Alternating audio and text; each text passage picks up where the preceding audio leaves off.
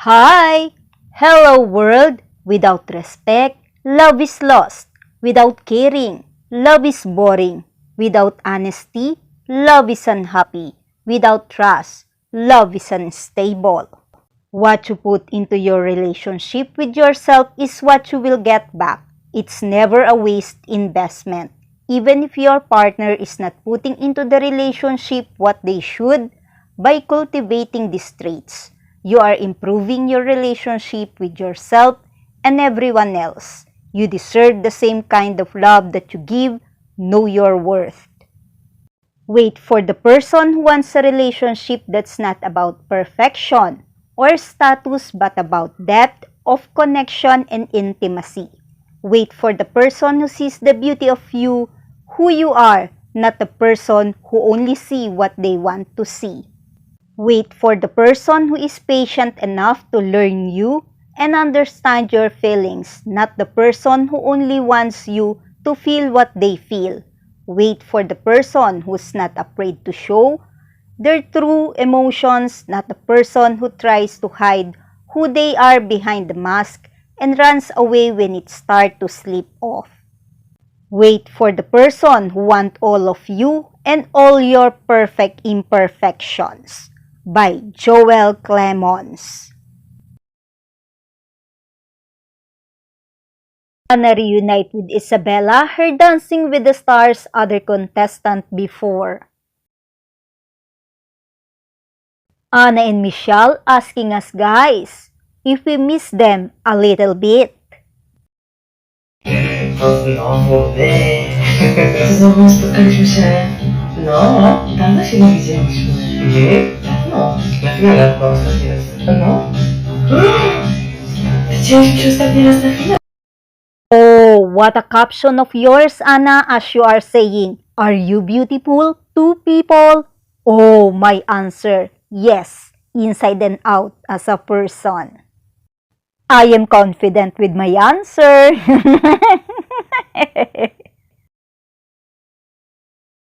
Until here, Anna, I feel your happiness when you get reunited to them and have your quality time.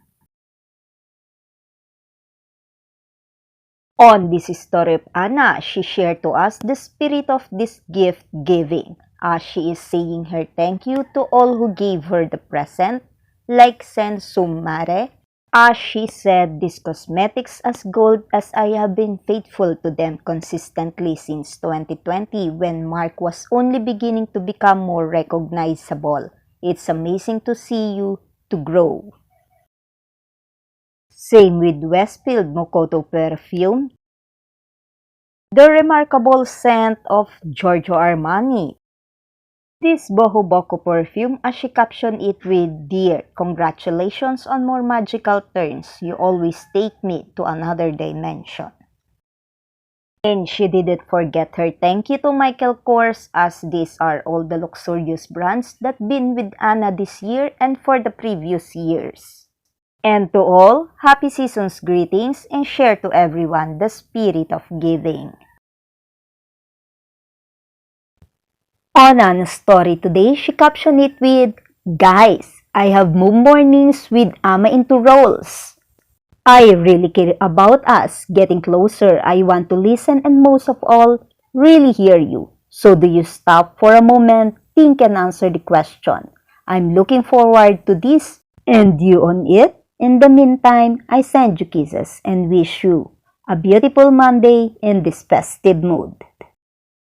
Cześć. Kiedy ostatnio zatrzymałeś się i pomyślałeś o sobie, to jest dobry moment. Zapraszam Was na poranki z Amą. To takie dni, w których będę zadawać Wam jedno konkretne pytanie. Odpowiedzi udzielajcie w komentarzach pod tym reelsem. Moja odpowiedź pojawi się w niedzielę. Dlaczego?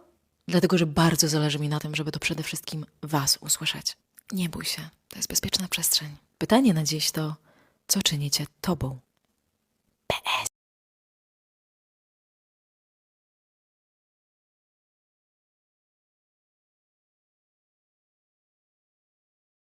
Simone will spend his Christmas with his family.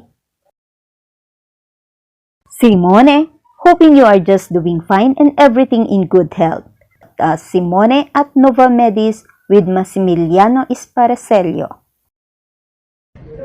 Ragazzi, la giornata è iniziata alla grande, sto facendo un sacco di trattamenti, quindi sono le 12, sono riuscito adesso a fare le nostre storie. Avanti. Permesso, grande Simone, fratello mio. Stavo facendo un video. Ragazzi, guardate chi ci è venuto a trovare. Simone Susinna. Ce ne siamo carichi, Simo. ragazzi. Allora, Pochi quelli. stavo dicendo, come stai? So che stai facendo tantissime cose, sta andando tutto alla grande. Sì, io pure. Ti seguo sempre. Ah, grande. Allora, la giornata è andata benissimo, sta andando alla grande. Io adesso mi fermo un po' con mio amico. Gli auguri di Natale. Vediamo, Ci dobbiamo fare per forza gli auguri di Beh, Natale. cheers. Dai, ragazzi, a dopo nelle storie. Ciao. It's party for Elisa Abrubatin for their last day of work for 2024. A great job well done for this year. Yay! Ruba is back in Milan, Italy, finish her work in Paris. We will wait and see if the whole family will spend Christmas all together. If you look in here, Maserati the Brothers movie shooting is in progress. This is how our dear director doing his job. Oh wow, did you ride in it, Michele? What a fantastic car. On this story of Michele, as to a fan page of him, it said it's a place in Aventil Hill in Rome, Italy, where we see this view through a keyhole. And Michele say a caption on it, "Mine is better, you know it." Oh wow, yeah! We are going to watch the movie Maserati the Brothers so soon.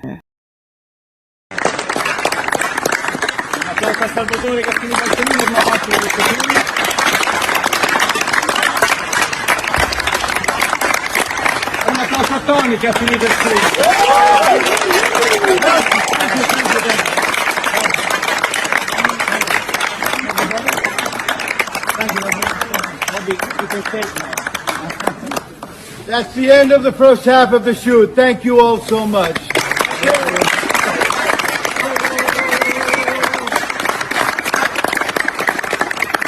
A great crew. Thank you. So much. Grazie.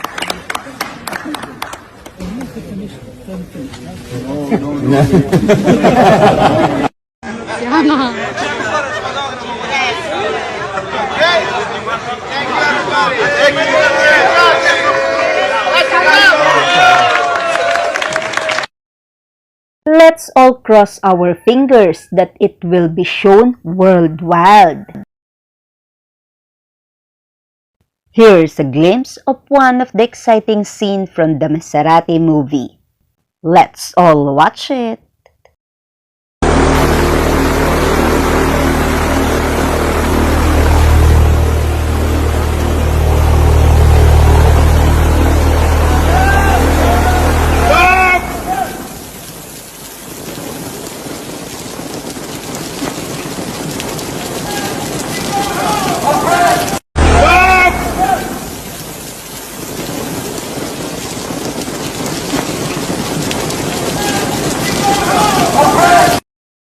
Oh, good and good that Michele invite his hairstylist over their house. And guess what, guys? What happened?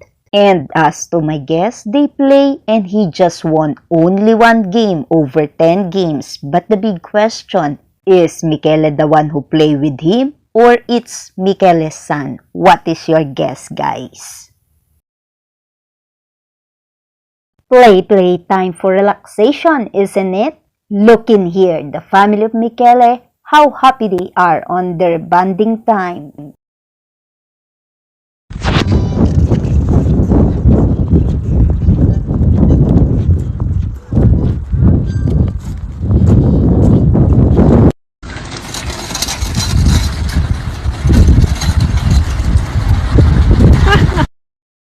You make me laugh big time, Brando, as we see you will go to the footstep of your father as a celebrity, and I am really your fan from the start.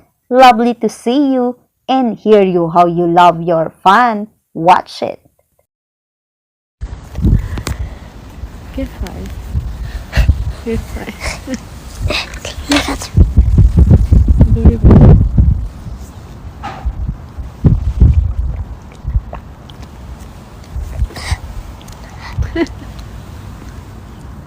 Okay.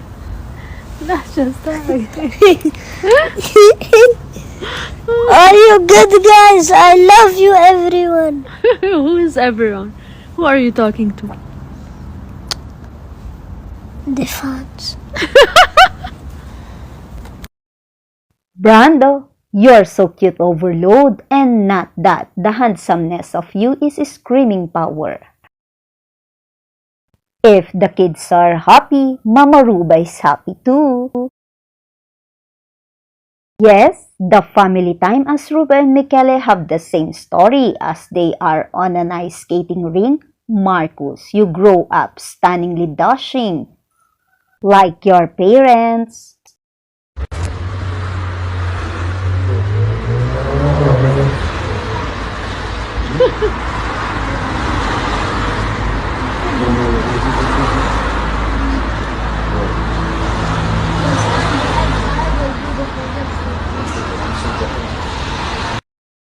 Wow, perfect, as your studio is ready for work and work this time, Michele. We understand you, Michele, as you stand by the side of Blake Lively as to what's happening now. Your co-star on the movie Simple Favor to hear his side. So it's usually not my thing to make those kind of videos, but I think it's time to stand up for a person that I really love, and this person is Blake Lively. I personally met Blake during A Simple Favor 2. We shot this incredible film together, and I felt something was wrong, and I felt the pain, and then we had the opportunity to talk about me and her. Blake was in pain, and I'm really tired to see those kind of cruel and bad comment about her without knowing the situation. So that's why I want to link right here an article, the New York Times, just to make you understand before commenting what happened. That's all I ask, and that's all I want you to do. All right, Blake, I love you so much. Keep it up, and we're gonna see each other very, very soon. Love you. Thank you for watching my video today. Don't forget to click the like button, share this video to others, and please subscribe on my channel. Day 358 of the 366 days of 2024. A message to all. There is a difference between knowledge and wisdom. Knowledge can be learned. Wisdom is earned through experience. I'd rather take advice from someone who has learned from their experience in life than someone who read a book or only took a course on a subject. A lot of self-proclaimed coaches have learned that if they can just stay a chapter ahead of you, you will consider them an expert because it seems like they know more than you. Parrot coaches and love gurus rely on repeating the same information from others without any real thoughts and insights of their own. If you want to experience greater freedom, self-love, and have meaningful connection and purpose in your life, then consider speaking with someone who has made the long journey themselves and can help you break open the shell that you have been protecting yourself with so can meet the best version of yourself. By Joel Clemons.